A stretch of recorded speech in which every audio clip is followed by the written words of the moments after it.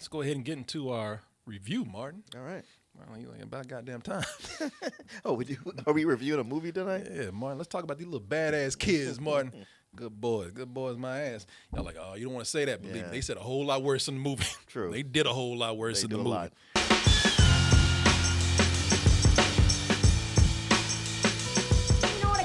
He was just licking that woman's asshole. You want to kiss an asshole, Max? Nope. Oh, Martin, but I keep it 100% real at dtmerch.com. Like, hey, Martin, like, I know. It's going to give me some time. Hey, Martin, put that classic black tee with the white logo between two buns, man. That shit is 100% pure. Oh, Martin, that's some flavor with that color logo right there, Martin. Got something new, got a sticker right there for you. But we are going to keep that gift of choice because with new items coming, you're going to have so much to choose from. You know, because of your support. Not only is that our main support, but that's the thing that keeps us free. No apocalypses is over here. No censorship. No editing out some of the good stuff. You guys keep us 100% free. So please go over to doubletoasted.com. Subscribe to us. Donate to us if you can to keep us going. You know, we're talking about this movie right here, Good Boys. And, you know, one of the things that people recognized about this immediately, like we're gonna play the trailer in a little bit, but when you see the trailer, if you haven't seen it before, you're gonna be like, oh, it ain't nothing but the junior high version of this movie. Yeah! Big ID. Wait, you changed your name to McLovin? Doesn't even have a first name, it just says McLovin. You know, of course that's Superbad, Right, Martin. right. People looking at this movie and they're saying, you know what, this ain't nothing but super bad babies. You know, and here they're hoping to get the humor like they did with Superbad, except you know, because with Superbad it's kind of the same thing. But what they want to do here, what they're trying to do here, they're actually cranking up some of the nasty humor from Superbad, but going younger. I know what cocaine is. Annabelle, get the out of here! B5 boys only, you little shit! It's a sex drug. What if a fox eats it and tries to f a squirrel? It'll kill him. Yeah, see, it's a weird thing, man. They getting, as you can tell, they getting much dirtier than anything you ever saw. Sign of the times, Martin. Much dirtier than anything you ever saw in Superbad. But the kids have got younger, Martin. I mean, the kids. Look, It just shows you where kids have gone to in a gone decade. today, boy. Martin, is this what's going on in the world today, Martin? Yeah. You know, I mean, I'm not even gonna sugarcoat it. Martin, we got an 11-year-old talking about eating a woman's ass. I mean, what's the next movie gonna be like? Just preschoolers fucking and smoking crack? You know what? I don't know if I want to go beyond what we have here. I don't even know if it's safe to review the next movie, Martin. It's not as visual as something like Superbad, where you had you know, Jonah Hill just drawing dicks all day. Yeah. You know, they had the visual. This one got all the audio and then some, man. So what you have in here is it's kind of a loose movie, man. I'm just gonna tell you up front. The movie's just kind of an excuse to get its humor from having little kids be in adult situations and talk very nasty, talk very sexual, get caught up in these sexual and adult situations, but yet they get away with it because the kids, but they're just naive. They don't know what they're doing. Well, that's the thing. I mean, what separates it from Superbad, and even the other Superbad, Booksmart, is that when they say good boys, they really are good boys. I mean, they talk a lot of shit, but ultimately they are the good boys, and they're just so naive that for all they talk a lot, and you realize how little they actually know. It's gonna test your endurance. I mean, because it's just, and I'm not saying just because, you know, the humor is just that racy. It's just, you just not going to feel right being in the theater sometime. I'm looking at a kid holding a dick. You know, what did I say? They didn't have the visuals? Oh, they do. And then some. They got kids holding dildos, playing with ass beads and doing all kinds. You know, and it's just like, and you're just going to sit up there talking about, you know, I just want to leave before the police get here. You know, y'all, you're going to have background checks for people to see this movie. You know what I mean? This is, but you know, with this and all the raunchy humor that they have in here, you know, that's why I played the Red Band trailer, man. So you know exactly what it is that you're getting into. True, you do need to know what you're getting into. You know, if you're going around thinking that, like, if you're the person that's going around thinking that, oh, children are, they're a blessing from God. And they are our future. Yeah, and they are our future. Oh, children, they're little angels. This movie is here to tell you bullshit, and you're full of shit. You're dumb if you believe that. These kids are they're little horny drug dealing hellions, man. They're demon spawn. Sweet, innocent, but naive. But that don't stop them from getting into all kind of shit that they shouldn't be getting into. Not even like for getting themselves in trouble, but for everybody else around them. Pretty much. They out there causing wrecks, breaking the house, finding mom's sex toys. I mean, just sit your ass down somewhere. Read a book. Books? What the is that? That's the problem. No, it is funny how through them being so naive, they're kind of a wrecking crew to the people around them. I mean, that's the thing, man. Like, they don't have to be bad kids. It's just sometimes you can be so stupid. You can be destructively stupid. Yes. You can be so stupid that you cause harm. Mm-hmm. They don't mean to be, they don't mean to do the things they do. No. But they did it. You got these kids, Lucas, one named Thor. There's the other problem. That motherfucker is the hammer. That's why his parents named him that. Why you name me Thor? Because you just break everything. Everywhere you go. And what's his name? I forgot his character's name. I did too. I was hoping you were going to have it written down there. It's Jacob Tremblay. Max. Jacob Tremblay. Right, Max. Little Max. It's funny. Every time you name a kid Max, you know they into something. Yeah, every Max I know is into something. It's funny. The most innocent one is named Lucas. Who's the worst? Max and Thor. But as you say, the wrecking crew. It is innocent. All they want is to learn how to kiss because they've all, at least they think, maybe they've been invited to a party, a junior high party by the most popular kid at school. So they just go around trying to learn, kids, they want to seem cool, so they don't want to ask. Well, they've just hit 6th grade, which is high school for them, or middle school, rather. Yeah. And Max's puberty's kicking in. He's starting to get horny. Yeah, Max is humping trees and all kind of shit. And we don't see it, but he says it. And so to learn how to kiss at this party, this is a reference y'all not gonna get, but it's some Little Rascals, Three Stooges shit. Yeah. They get Dad's drone, decide to spy on a girl and her boyfriend just to see how they're gonna kiss. Of course, they come across looking like the perverts that they really are. And from that point on, not only do they have to try to learn how to kiss before the party starts, but they got to get Dad's drone back before he gets home. Of course, we got some Ferris Bueller shit going on where they just, and we're trying to do the right thing and trying to get things back to normal before Pops gets home. They destroy everything. Of course, trying to learn how to kiss.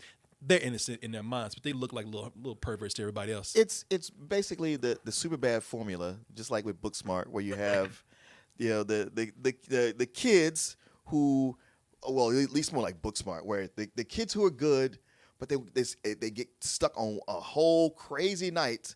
All leading to a party. Yep. This world, I mean, we talked about how destructive these kids are. So you understand why adults hate children in this world. Yeah. Because they do. I mean, there was hardly any adult in here that liked kids, man. Even the parents. There was a point where parents even admitted, you know what? I love you because I have to. But I really don't like you. I don't like you.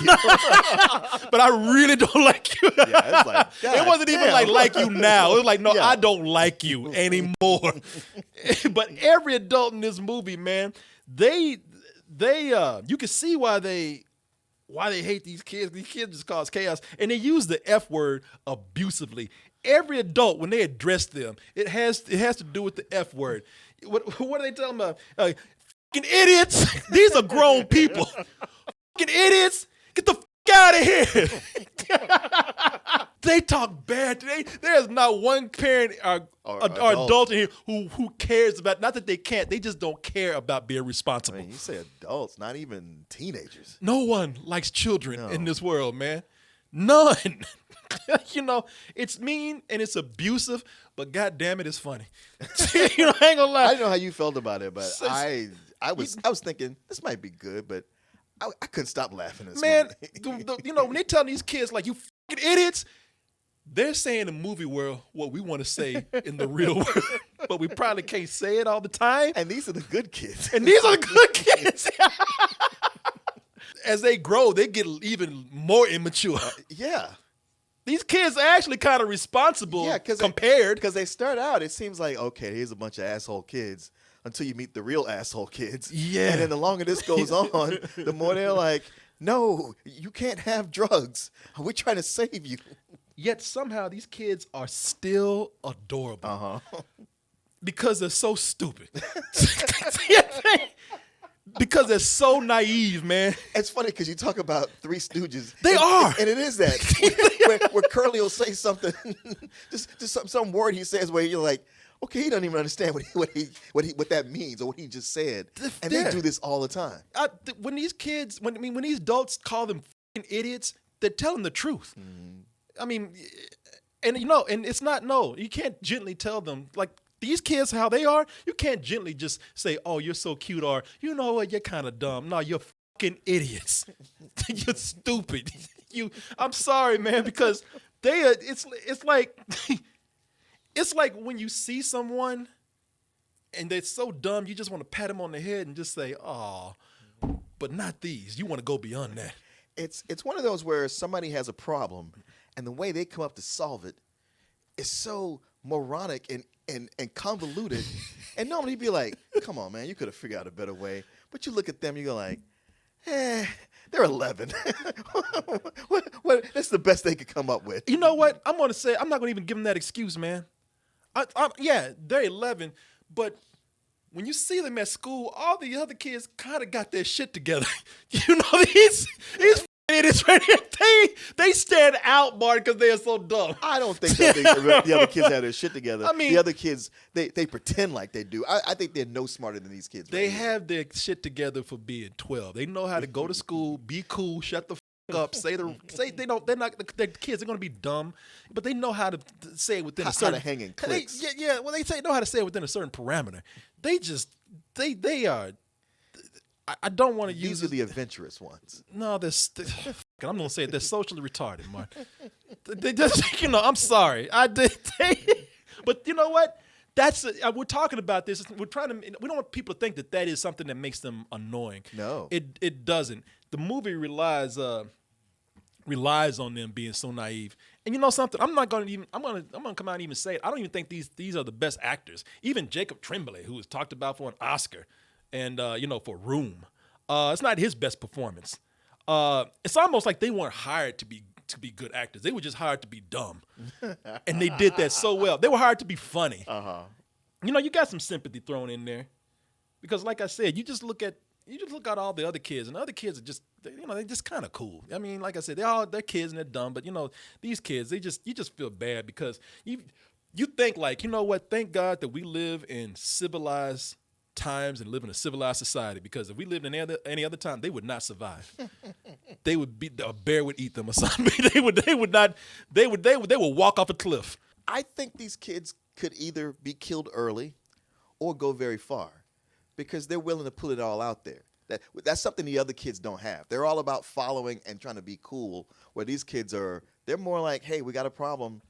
Let's just go for it. Yeah, no, I think they just have incredible luck on their side. Oh, they do.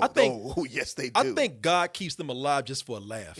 I'm looking at this just run through traffic like they should be dead. God protects children and fools, and they happen to be they fit both categories. And God says, God damn it, fools are entertaining. Let me let these kids run through traffic one more time.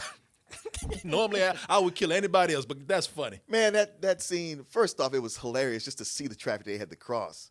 And when they ran out there, I had a visceral reaction of just my breath hitching in my chest. And I know it's a movie, but just seeing a kid run out on a busy freeway, I was like, oh my God, I can't take this. Oh, you know what? I was really nervous too for the other people.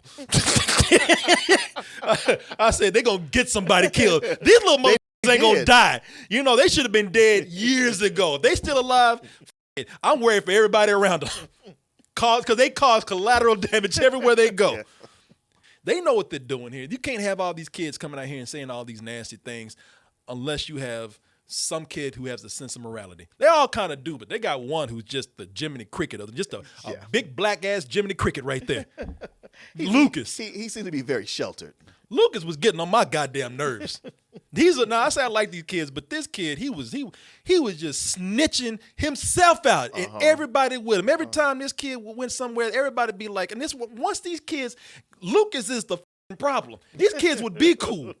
They would. If they got rid of the black curly Joe up here. Lucas is the problem because everybody's like, they see a cop or something, everybody's like, hey man, be cool.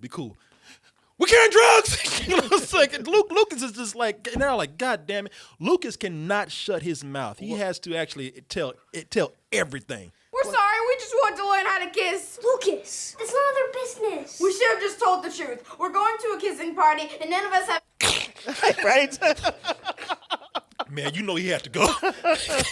I'm sorry, but you saw that. Man, you knew this was coming a long time. We should have blew his brains out years ago.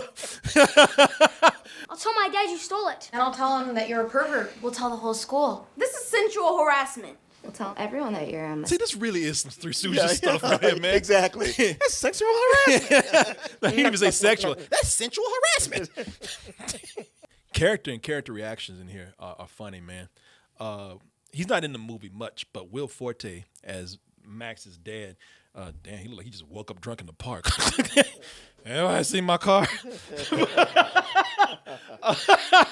Will Forte plays the dad, and he's really cool, man. The one that had me laughing the most, and it's just a small cameo. Stephen Merchant. No, Stephen Merchant's in the movie. He and I won't tell you the role, but he's in the film. But Sam Richardson. Oh yeah.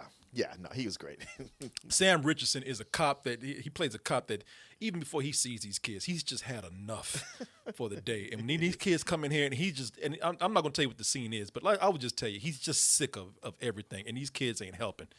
And his eye rolls, like amazing. Yeah, his face just said, "I'm just so fed up. Yeah, I could literally quit right now."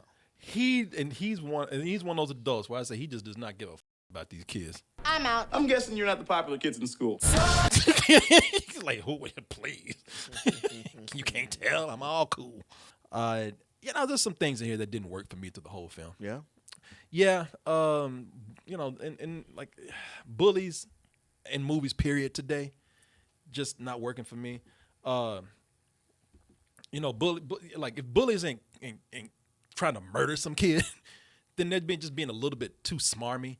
To the point where it just doesn't seem, for me, it just seems fake. Here, yeah, the smarmy, I'm fine with. I mean, that happens. You talk to kids. That's how a lot of the bullying happens. But they weren't murderous or having prison fights. No, they weren't murderous. I just didn't buy it. Maybe the actor just wasn't getting me. Maybe the lines weren't getting me. I just, I didn't find it convincing. But I guess, like I said, that's just me. I just have a thing with bullies, and bullies just seem to be, all the same cliche storyline in every film today, and that's just something I don't like.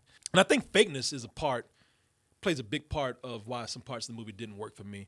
While it is funny, what they're doing here, it does feel like there are points where they're pushing this type of humor too hard, to where it doesn't feel natural. It feels like it really does feel like some of it's forced, just for shock value.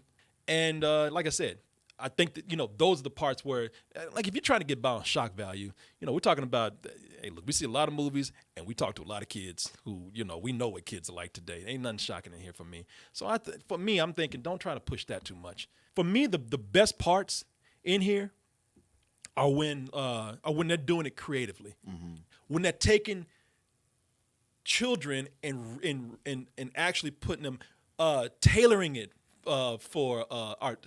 I'm sorry, let me say it this way: taking adult situations and tailoring it for kids. There's a part in here where they play it out like a drug deal gone bad, but it's done from a kid's point of view, and it's done kind of innocently. It has the violence in there that you would probably see with a drug deal gone bad, but of course, they don't play it up like that. They just kind of play on the violence from a kid's point of view, so that it's kind of safe and cute. I thought that was very imaginative, and I wish the movie had done more things like that than like, oh look, mom sex toys, visual shocking gag. Isn't that funny? I those are the things that didn't work for me. But okay, then again, they never, for a lot of movies, they don't work for me. So.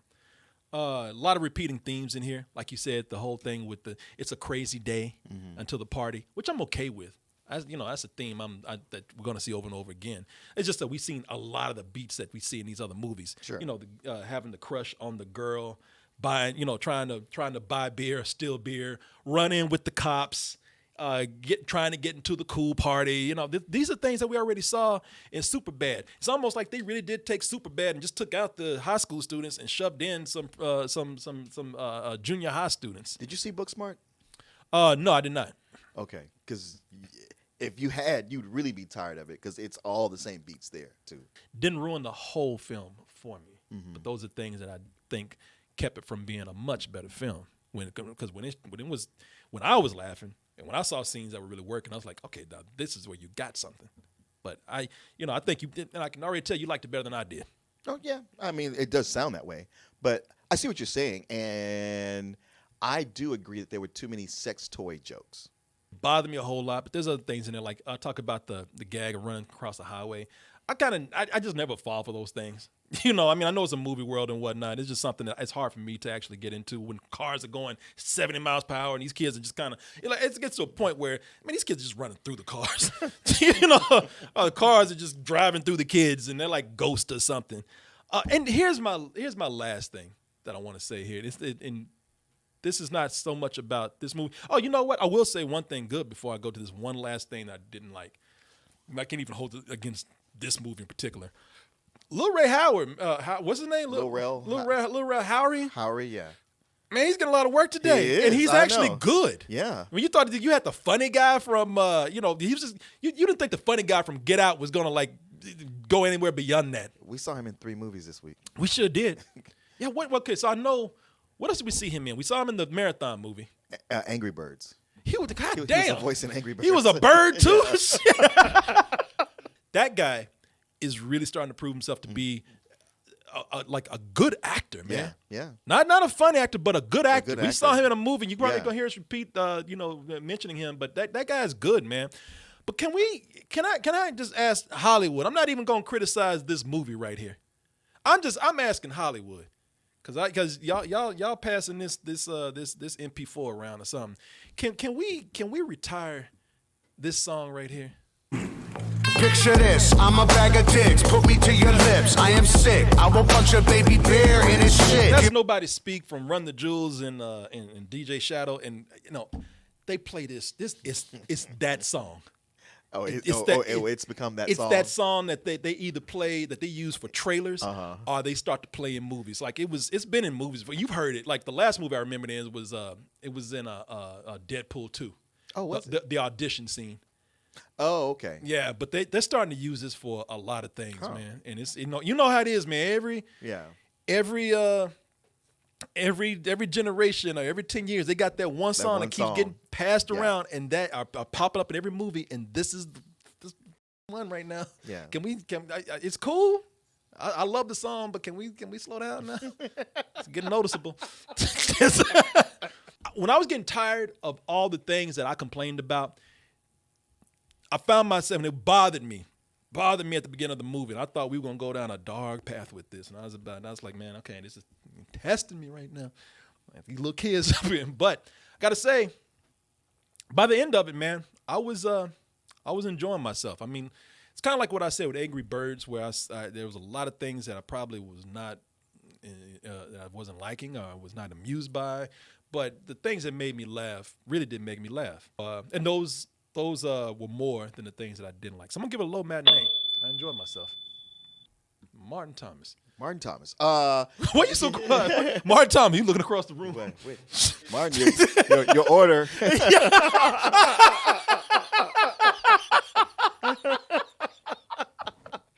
Martin Thomas, goddamn it! I'm about to give your food away.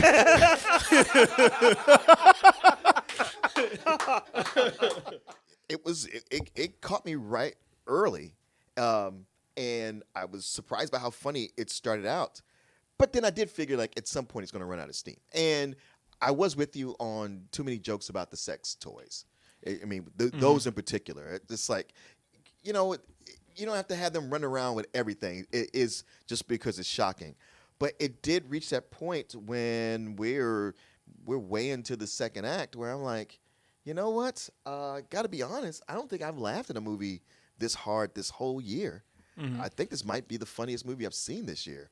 Everything that was somewhat annoying at first turned around on. I found it charming. I love the ultimate message of the movie of just about, you're gonna grow up and you're not always gonna be friends, and that's just life. I thought it had a great end, a real good crowd pleasing thing. I could watch this again. Actually, I would give it a low full price.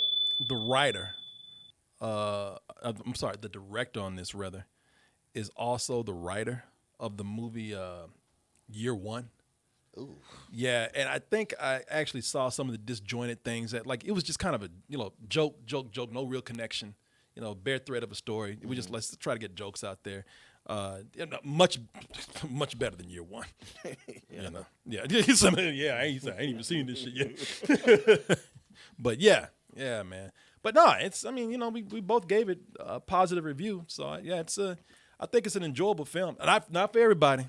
Not for everybody. If you saw the Green Band trailer, you think you're going to see a delightful romp with some little angels and some little kids, some cute little kids. This is not what you're gonna get. Well, part of me was thinking like, man, these kids. I feel like they're dropping the F-bomb too much because they're actually good little boys, and it seems weird that they're doing it. And then I was talking to my kid about it, just like when you were in sixth grade, you dad. Not quite that, but I was like, in sixth grade, is everybody doing that? I was like, yeah, especially the boys. They because they were little and they felt like they had something to prove. They were overcompensating. I was like, hell yeah, okay, that makes sense then. I withdraw my complaint. Martin, do you hear my mouth right now? You don't think I got this from years of practice? When do you think I started? I knew you back when you were right in college, and you didn't cuss. Oh no, Martin, I didn't drink, but I cussed. I cussed a lot. You were always Mr. Polite. Everything was I yes, was sir. polite, but when you turn your back, man, that motherfucker. What'd you say? I said, sorry, good day, sir. Asshole. And remember to always stay toasty.